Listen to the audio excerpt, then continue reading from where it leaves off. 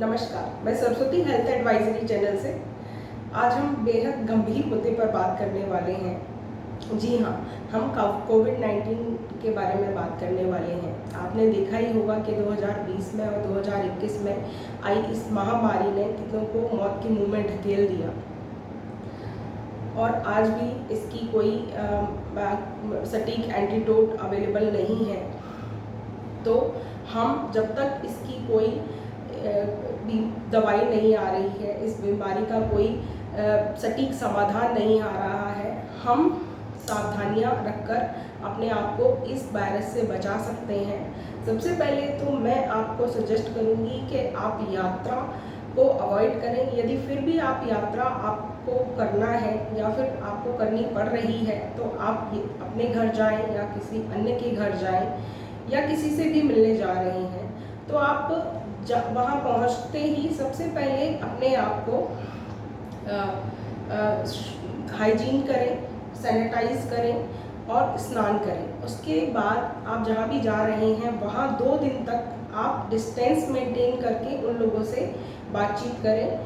यदि आपको वायरस लगा होगा तो उन 2 दिन में ही आपको वायरल फीवर या फिर स्नीजिंग या फिर खांसी जुकाम कुछ उसके सिम्टम्स फील होने लगेंगे। यदि आपको वायरस नहीं लगता है तो आप 2 दिन बाद, क्योंकि ये जो वायरस है कोविड-19 का, इसका जो इफेक्ट होता है वो 24 आवर्स टू 48 आवर्स तक ही रहता है।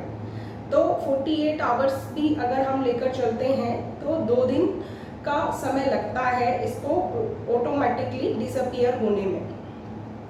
उसके अलावा आप समय समय पर अपने टेस्ट करवाते रहें।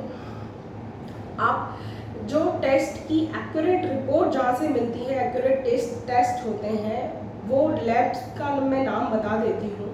SRL lab, PD Gupta lab और डॉक्टर लाल पैथ लैब से आपके जो टेस्ट के रिजल्ट होंगे वो 100% सही होंगे। आप उन्हें डॉक्टर को भी दिखा सकते हैं।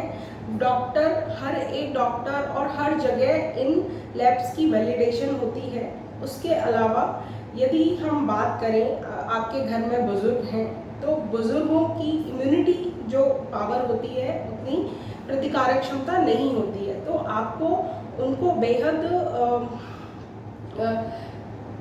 संवेदनाजनक स्थिति में रखना है। जैसे कि उनको हाइजीन के उससे भी उनका ध्यान रखना है, कोशिश करना है कि उनको समय समय पर सैनिटाइज करवाते रहें। उसके अलावा यदि किसी परिवार में किसी नए शिशु का जन्म हुआ है तो यदि कोई व्यक्ति बाहर से आ रहा है तो वो सैनिटाइज करके, यदि अति आवश्यक है तो वे सैनिटाइज करके उसे टच कर सकते हैं। अदरवाइज शिशु का जो भी रूम है, जो भी एटमॉस्फेयर है, वो आप कोशिश कीजिए कि फुली सैनिटाइज हो, जिससे कि शिशु को कोई इन्फेक्शन या फिर वायरस ना लगे। उसके अलावा काफ़ी सारी चीज़ें हैं। आप ये जो बार बार हाथ धोने की प्रक्रिया है और काफ़ी सारी चीज़ें हैं जिनमें कि जो मुख्य मैं आपको डिस्क्रिप्शन में बता दूंगी, तो उसको अपनी आदत में लाएं। जो हमारे महानगर हैं, दिल्ली है, मुंबई है, चेन्नई है, कलकत्ता है, वहाँ आबादी बहुत है, उसकी वजह से वायरस का खतरा बहुत ही ज़्यादा है। हमारा भारत देश सांस्कृतिक देश होने के कारण हम लोग मिलना जुलना नहीं छोड़ सकते, रिश्तेदारों से सोसाइटी में उठना बैठना नहीं बंद कर सकते, लेकिन हम अपना आपको अवेयर करके, अपने आप को हाइजीन करके, सैनिटाइज करके हम इस वायरस से फ्री रह सकते हैं।